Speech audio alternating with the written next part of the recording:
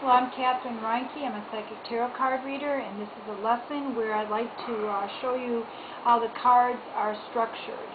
It can be a bit daunting at first, as there are 72 cards, and yes, you do have to learn the meanings of those 72 cards and then what they would mean reversed, and then there also is their relationships in different spreads.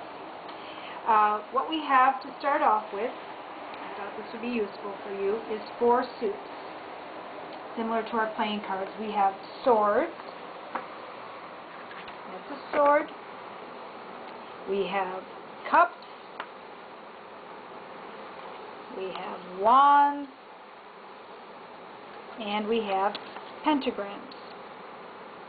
After that, each one of the suits are broken down. I chose wands here, but we have a king of swords, a knight of swords, and a page of swords. Kind of a hierarchy here. Then there is a queen of swords.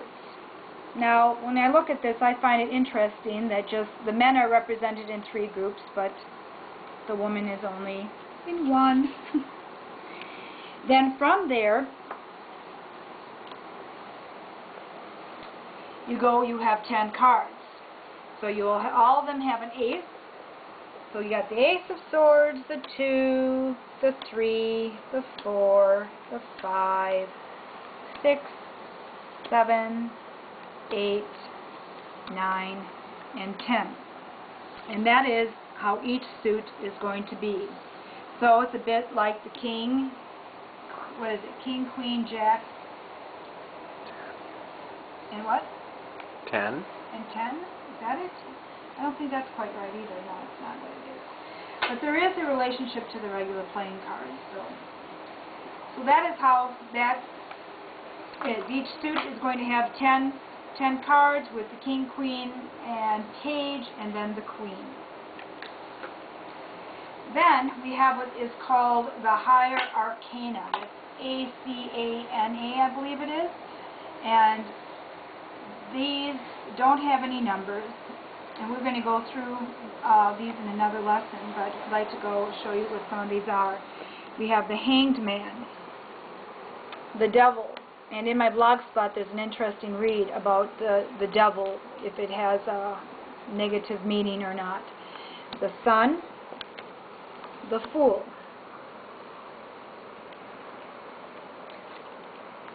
the Hermit, the Moon, Judgment, the High Priestess,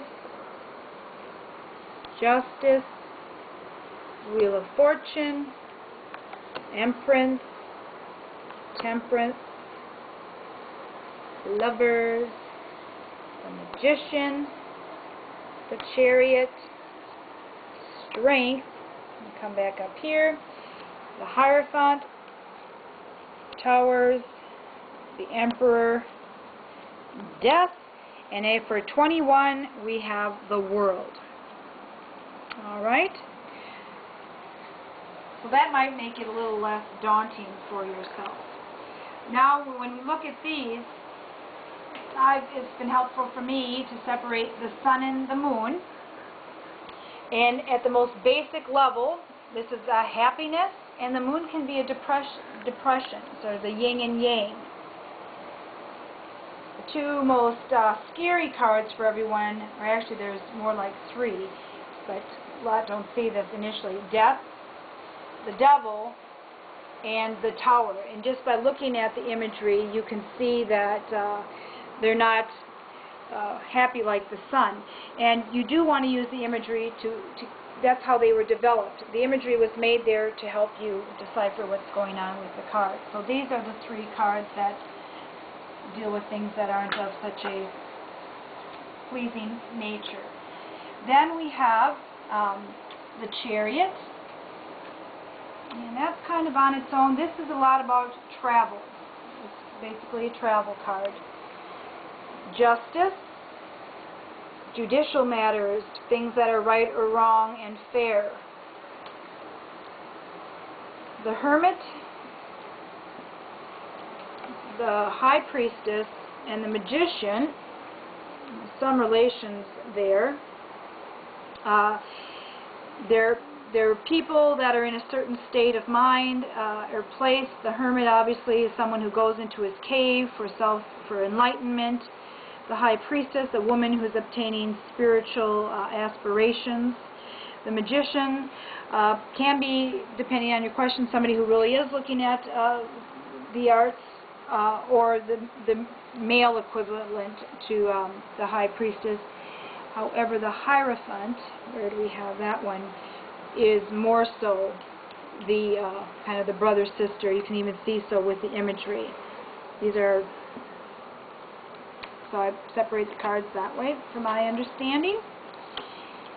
Then we have the Empress and the Emperor. They're somewhat of a pair. They're very strong, authoritative figures. Both have they're stuck together quite very good, unless of course they're reversed. The Lovers is pretty self-explanatory. That's the card that a lot of people look for when they're looking for questions about love. The Wheel of Fortune and Judgment somewhat go together. They're so very self-explanatory to me. Wheel of Fortune, yes, good things are happening. Judgment, oftentimes too, can be linked a little bit with the Justice card. When people are in legal situations, the Justice and Judgment cards often come up. Sometimes Wheel of Fortune too, if it's reversed. And then we have the Fool. And I've always liked the imagery of the Fool. The Fool is a very optimistic card. He's very happy. He's holding a flower and he's walking along. It's a beautiful sunny day. However, he's not looking at the cliff that he's about to walk off. And he is being warned by his dog, who's trying to nip his ankle and say, you know, look down. So its most fundamental meaning, beware of being overly optimistic, and put your nose to the ground and make sure you look before you take a step. And with a lot of these cards, look at the imagery to devise your meaning. The last three, I've got Strength and Temperance. Obviously, strength is just what it means. Temperance can come up with a lot of issues when people are asking about health or addiction issues. And then the Hanged Man. And that's stagnation, unable to move. So there are your 21 cards. Those are the higher cards, and they hold a lot more meaning than the other cards do. So what you are to do when you get your deck of cards, my husband asked me an interesting question. He said, you always read your cards upside down, and how do they get that way? Quickly, I'm just going to say this. What just happened here is a card that flips out. In any reading, if that ever happens to you, you are to set it aside and always read it. It's called a jumping card. But what you are to do with your cards, if you've just gotten them, is this is called washing them.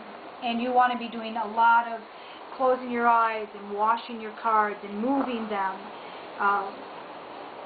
You don't want to organize them like I just did. So I need to be washing them, and I'm doing that now. Silent meditation with your cards and shuffling them is another thing you do to prepare your cards from the initial time that you purchase your cards. So I'm trying to help those who are really just getting started, and take your cards and just by breaking them down like I have, maybe it's not, like I said, so daunting. There's another way to wash your cards. Just pick them up and periodically move them like so. Shuffle. You never want to do this. These are not playing cards. This is not poker. And refrain from letting your client do that to the cards as well. So, short and sweet. Thank you much.